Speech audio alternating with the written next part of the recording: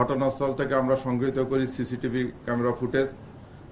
এই ফুটেজ এবং তথ্য প্রযুক্তির বিশ্লেষণ প্লাস আপনাদের মিডিয়া যে কর্মীরা আছেন তাদের যে তথ্য উপাত্ত এগুলো বিশ্লেষণ করে আমরা একাধিক টিম রাজধানী ঢাকা, মানিকগঞ্জ, ময়মনসিংহ, নেত্রকোনা জেলায় ধারাবাহিক অপারেশন পরিচালনা করে এবং এই ঘটনার সাথে শুটিং ইনসিডেন্টে সরাসরি জড়িত থাকা শুটার জিন্নাত, সমন্বয়কারী এই ঘটনা যে সমন্বয় করেছিল সে বিল্লাল, তারপরে ঘটনা সংগঠনের পর তাদের আত্মগোপনে সহায়তাকারী আব্দুল কাদের ও ঘটনা যে রেকি করেছিল সে রিয়াজকে গ্রেপ্তার করি। এ ব্যাপারে আপনারা অবগত আছেন।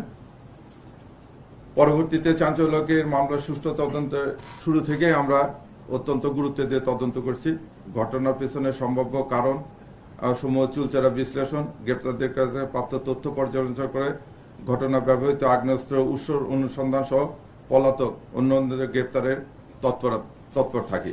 এরই ধারাবাহিকতায় শুক্রবার 23শে জানুয়ারি নরসিংদী জেলার মাধবদী পৌরসভার মনোহরদী থানা এলাকায় জনক শাহজাহান খলিফা ভাড়াটিয়ার বসতবাড়ি হতে মুসাফির হত্যাকাণ্ডে ব্যবহৃত 2টি বিদেশি পিস্তল, 2টি ম্যাগাজিন, 12 রাউন্ড গুলি সহ হত্যাকাণ্ডে অংশগ্রহণকারী অন্যতম শুটার রহিমকে গ্রেপ্তার করা হয়।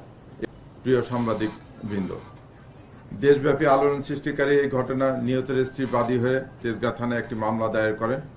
পরবর্তীতে এই মামলাটি নিবিড় ও সুষ্ঠু তদন্তের জন্য ডিবিটিএমপির নিকট হস্তান্তর করা হয়।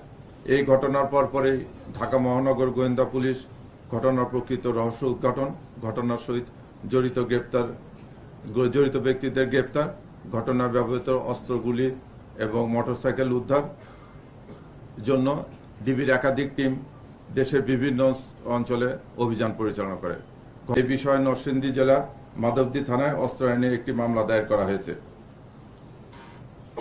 মামলা তদন্ত চলতেছে। আপনারা জানেন যে সামনে আমাদের জাতীয় ইলেকশন, এই ইলেকশন কে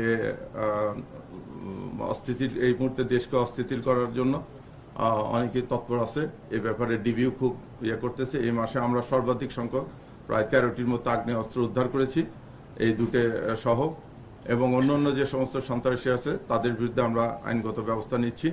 আপনারা সহযোগিতা করবেন মামলা সুষ্ঠু তদন্ত করে আমরা যেন দোষী ব্যক্তিদেরকে শাস্তির আওতায় আনতে পারি।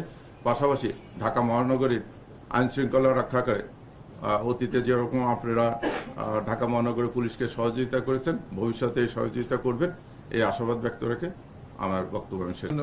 এখন দেশের আমরা প্রাথমিকভাবে যেটা জানছি যে উনি সম্ভবত দেশের বাইরে আছে, ওরাও এরকম কথাই বলছে উনি আন্ডারওয়ার্ল্ডের একজন আর কি সন্ত্রাসী আর কি। প্রাথমিক তদন্ত এখন পর্যন্ত আমাদের কাছে এটাই আছে। না, এটা আমরা এখনো করতে পারিনি ভাই। নামে তারা চাঁদা তোলে। এখন এই সিন্ডিকেটটা ভেঙে দেওয়ার আমরা চেষ্টা করতেছি। আমরা অচিরে এটা নিয়ে অপারেশনও করবো।